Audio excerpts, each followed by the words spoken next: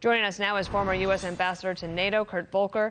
Mr. Ambassador, thank you for being here. On this issue of the possible use of chemical weapons, please let us correct us if we're wrong, but in Syria, Russia wasn't shy about using them. That's right. They protected Assad's forces that used them. They may have used them themselves as well.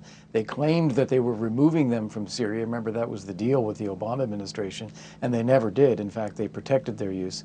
In Ukraine, it's quite possible that they would use them, and I think it's a wise tactic of the White House right now to call them out in advance, try to prevent them from doing so. The Syria use was more than a dozen times, I think, has been documented. Perhaps close to 20 times in Syria. I mean, this is a real and honest threat. Putin, he signals what he's going to do, right, Mr. Ambassador? That's right. That's right. He is trying to use these false flag operations to say that it's somebody else, say it's the Ukrainians, say America was developing chemical weapons in Ukraine when he's actually planning to use them.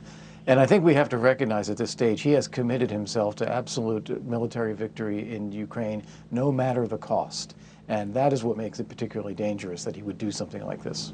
Every day he seems to say that something is provoking him, and that's provocative, and that's provocative. I mean, at some point, does NATO say, well, actually, we can talk about escalation as well? Like, if you use chemical weapons, or if you bomb another maternal hospital, like, isn't there a way for NATO to say also, like, you're escalating here?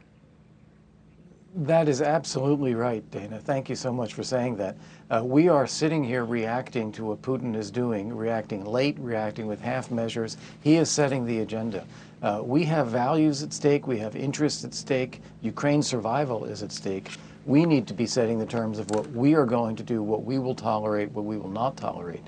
For example, he's also threatened the use of nuclear weapons. I think we need to be saying very clearly any use of nuclear weapons is unacceptable, and we will take action immediately if he were to do that. Same with chemical weapons. Mr. Ambassador, on the issue of the MiGs, the fighter jets out of Poland that apparently are not going to go, at least for now.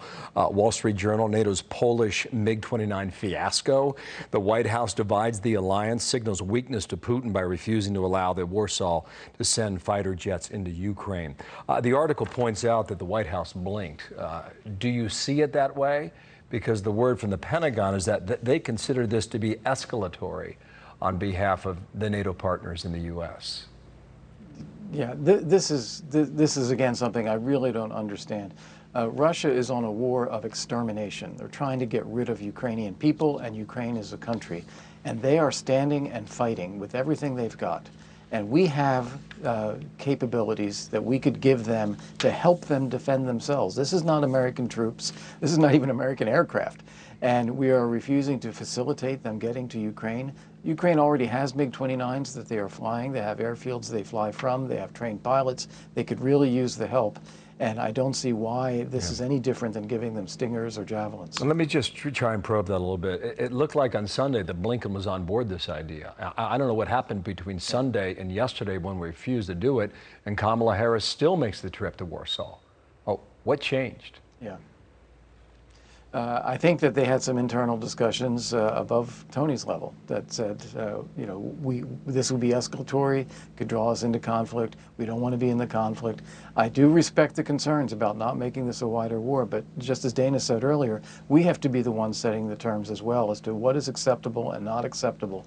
And these attacks on civilians, this indiscriminate bombing of cities, that is unacceptable, and we should be helping the Ukrainians fight back, defend themselves, and get the Russians out of their country.